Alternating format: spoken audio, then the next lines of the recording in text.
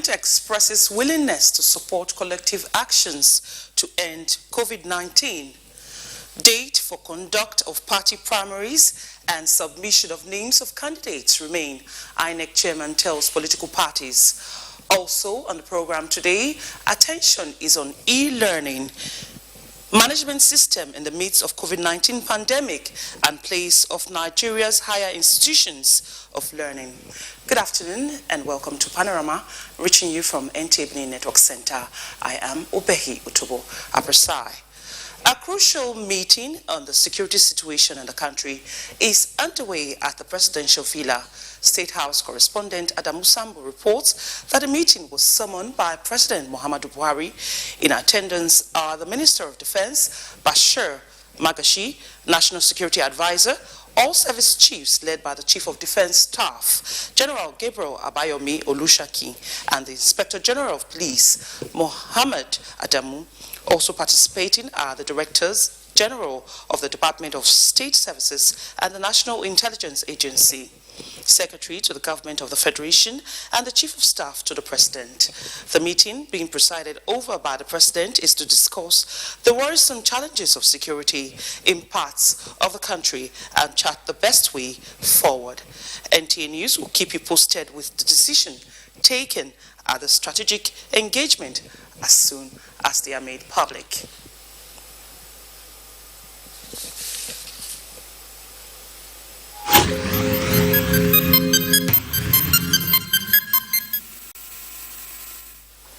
Nigeria has recorded 587 new cases of COVID-19 as at 17 June. The breakdown by NCDC indicates that Lagos is having 155 cases, Edo 75, FCT 67, Rivers 65, Oyo 57, Delta 50, Bayelsa 25, and Plateau 18. Others are Kaduna 18, Enugu 17, Borno 12, Ogun 12, Ondo 7, Kwara 4, Kano and Gombe 2 each, while Sokoto and Kebbi have 1 each. This brings the total now to 17,735 confirmed cases, 5,967 patients have been discharged so far, and 469 deaths recorded. Nigeria says it will not only support but actively participate in any collective action at both regional and global levels towards tackling the coronavirus pandemic and its fallout. President Muhammadu Buhari stated this while addressing participants at an extraordinary China-Africa summit on solidarity against COVID-19. President Buhari, however, insists that humanity must be placed in the center of the vision as they develop more creative response and humane health system for common prosperity. State House correspondent Adamu Sambo has details. Convened by the presidents of China, South Africa and Senegal, this extraordinary China-Africa Summit on Solidarity against COVID-19 is initiated to discuss joint response against the global pandemic in furtherance of efforts at building a closer community of shared future. From the presidential villa, President Muhammadu Buhari joined a virtual interactive session which also had as participants other African leaders, United Nations Secretary General, as well as the Director General of the World Health Organization. The COVID-19 outbreak is a clear wake-up call for all of humanity. President Muhammadu Buhari said apart from instituting strong surveillance and infection prevention as well as control measures, Nigeria also developed practical policies to protect lives and livelihoods. The world, he said, is now at a critical crossroads as almost every country has been hit hard by the COVID-19 tragedy. As energy and resources are mobilized towards adequately responding to the challenges of the virus, the president said global partnership is key towards bringing to an end the pandemic. As we face a common pervasive and invisible enemy, it is important that we all remain united to save our shared humanity, because this virus knows no borders. The fight against a global pandemic that continues to take so many lives, threaten livelihoods, and challenging the very fabric of societies requires enhanced cooperation and worldwide solidarity. We must not fail because the lives and livelihood of our peoples depend on our collective efforts. President Buhari acknowledged the support of the Chinese government for its tremendous assistance to Africa and in particular Nigeria, which he said has not only strengthened COVID-19 containment efforts but further enhanced the spirit of solidarity and bond of partnership amongst FOCAC member states. I see this opportunity to reiterate the need to put humanity at the center of our vision for common prosperity. We must learn lessons and share knowledge from research as we develop more creative, responsive, and humane health systems, improve crisis management protocols, and support each other in the battle against COVID-19. And as confirmed COVID-19 cases in Africa surpass 250,000 with nearly 7,000 deaths, Chinese leader Xi Jinping described as a matter of priority helping the continent in capacity building as well as improving public health systems by its country.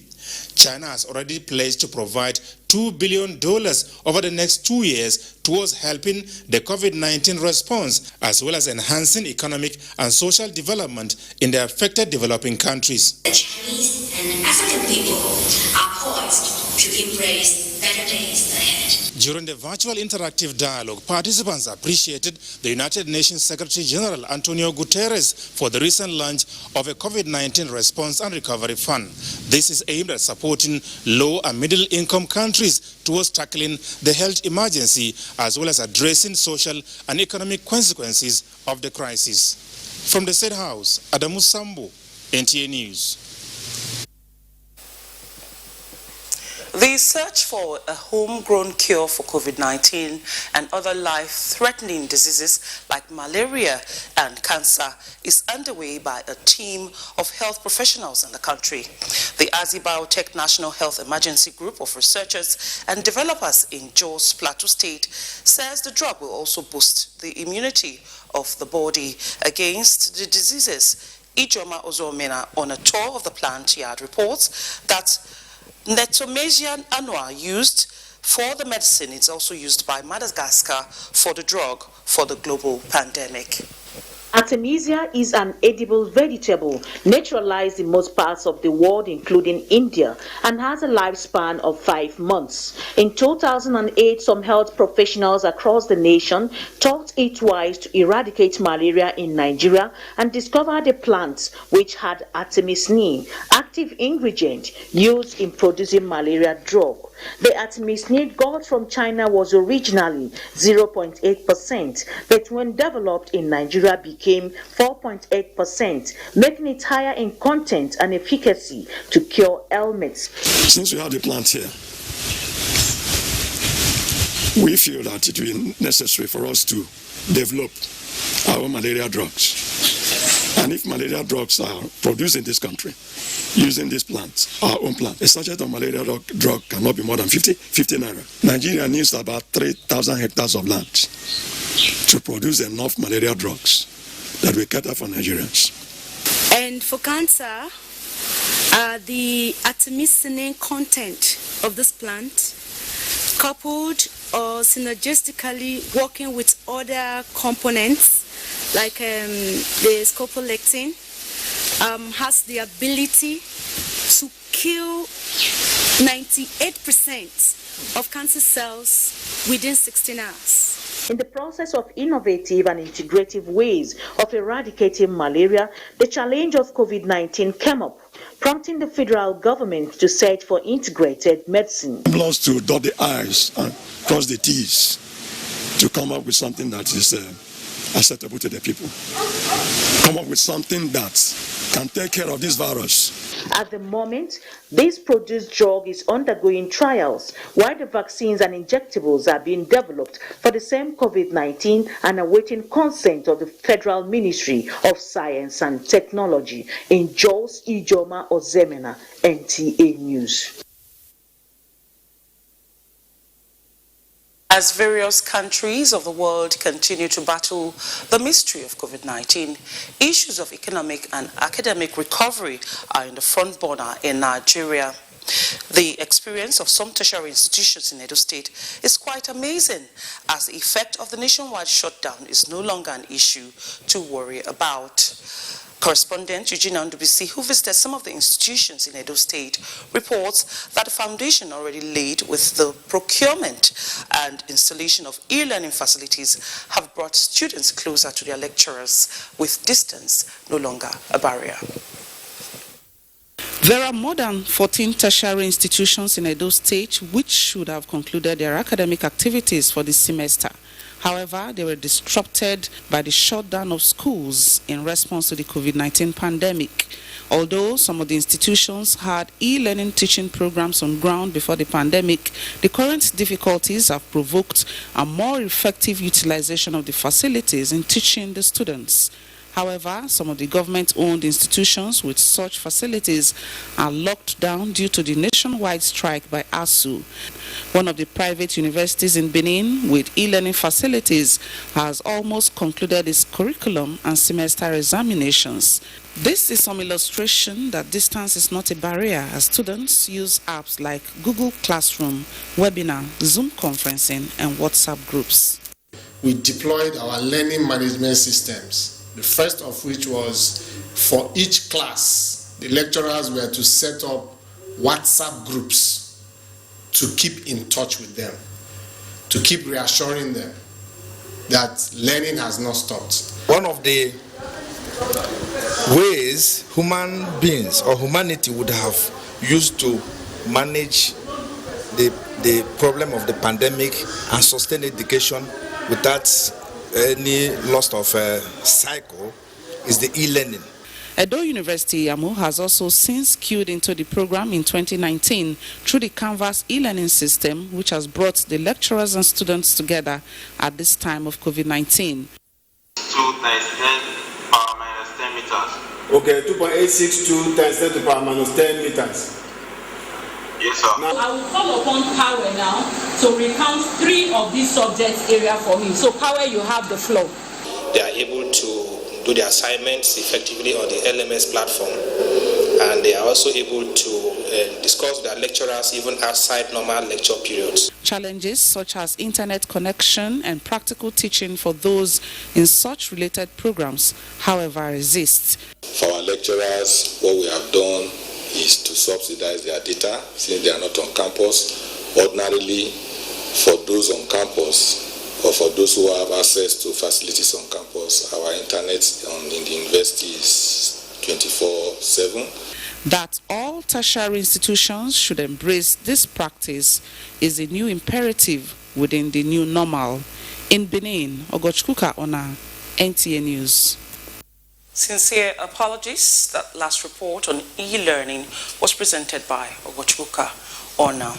And now to discuss more on the issue is Dr. Vincent Aizegbeoji Balogun, Chairman, Review of Learning Management System Lectures Committee, Edo University, Iyamo.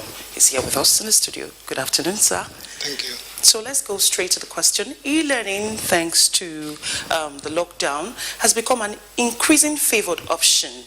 How effective is it? Can it truly replace the mainstream classroom method of teaching and learning? Yes, thank you very much. Absolutely. E-learning has come a long way, particularly this era of COVID-19. Pre- and post-COVID-19, e-learning is the new normal. Come what may, every university should key into it.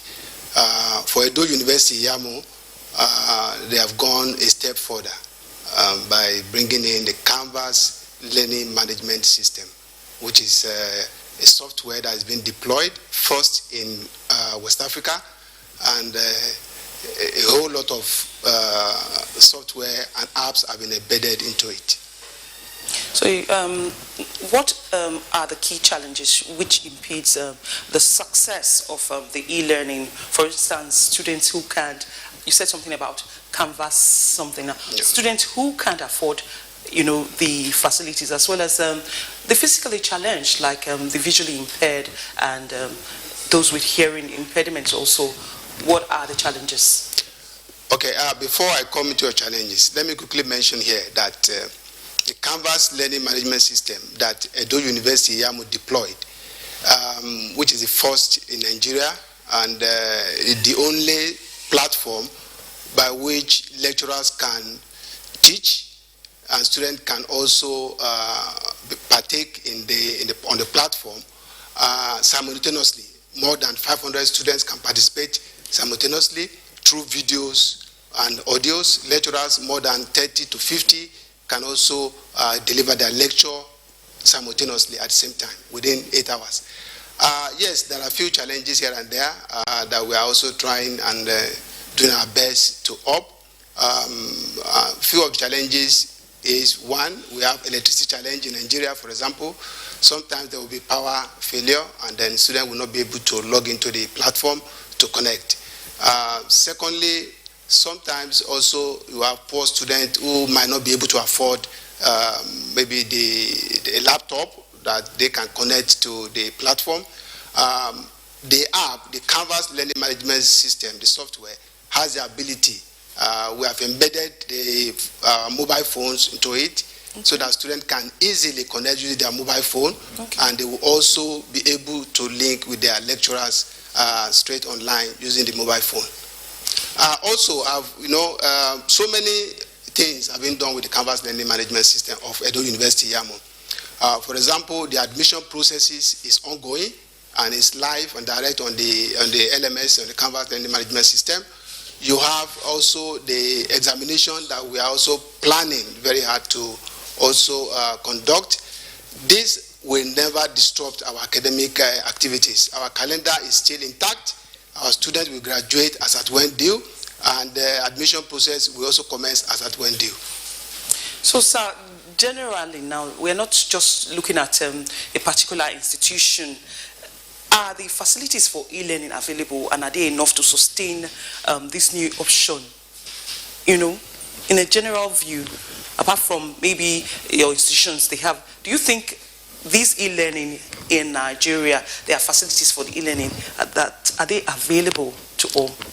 Well, for most universities, they are not ready for e-learning. Because some facilities are not available. Some universities cannot key into it.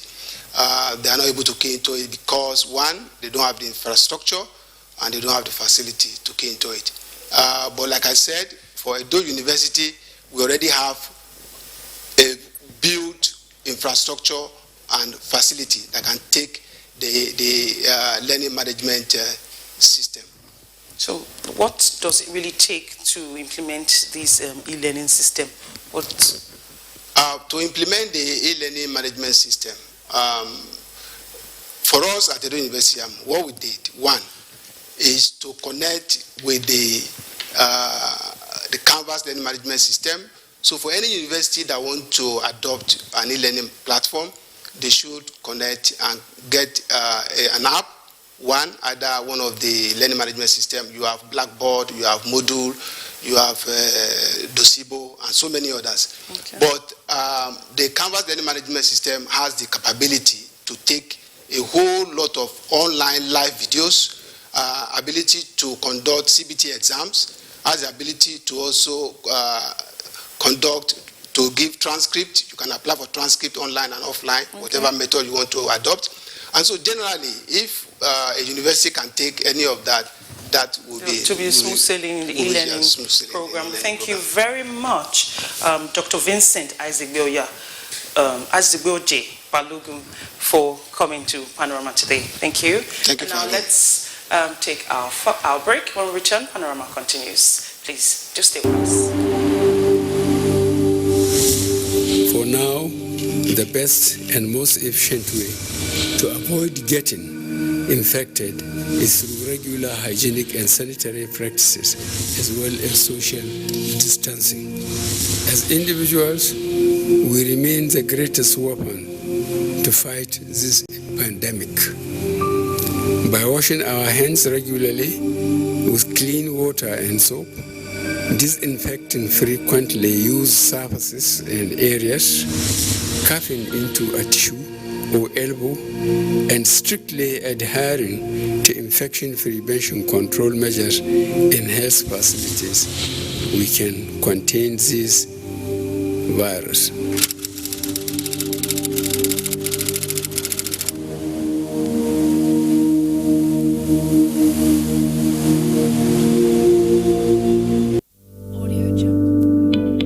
Coronavirus is real. Steps to avoid this pandemic.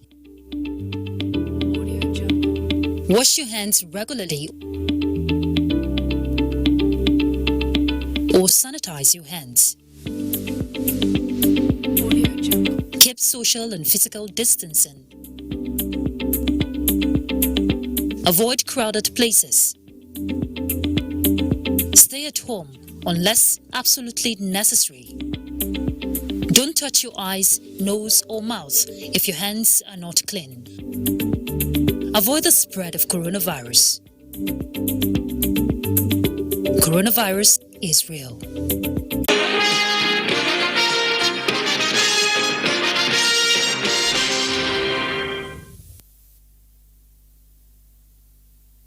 Former Minister of Justice and Attorney General of the Federation, Mohammed Adoke, SAN, has been rearraigned before the Federal High Court in Abuja on Monday on money laundering related charges. His rearrangement before Justice Ian Ekpo followed the transfer of the case from Court 2 to Court 5. Judiciary correspondent Vera Chiumba reports.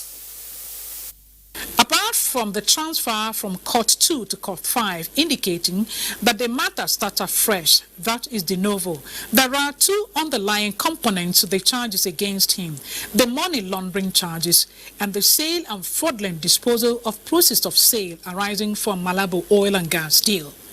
Wednesday's rearrangement of the defendants borders on the money laundering related offenses. Adoke was rearranged with an Abuja businessman, Aliu Abubakar, on a 7-count charge. When the charges were read and plea taken, they pleaded not guilty. Though no amendment was effected on the charge, 6 out of the 7 count relate to Adoke's largely fraudulent activities in disposing the proceeds of Malabo oil deal, while one was against Abubakar, the co-defendant accused of making payments of 300 million naira equivalent into Adoke's account in violation of Money Laundering Act. The EFCC had preferred the charges against the defendant in September 2013. Adoke was, among other things, accused of receiving US dollar equivalent of 300 million naira from Abubakar and paying the dollar equivalent of more than 367 million naira to one Usman Mohammed Bello. The former Justice Minister was equally accused of making structural cash payments in 22 tranches, amounting to 80 million naira, and another in 13 tranches estimated at 50 million into his Unity Bank account. In Abuja, Viera Chumuba, NTA News. And now sports. The Presidential Task Force on COVID-19 recently reiterated that the country is not ready for the resumption of sporting activities across the country until it's safe to do so. Olumide Oguntola takes a look at reasons for this and necessary measures for sports to resume in Nigeria.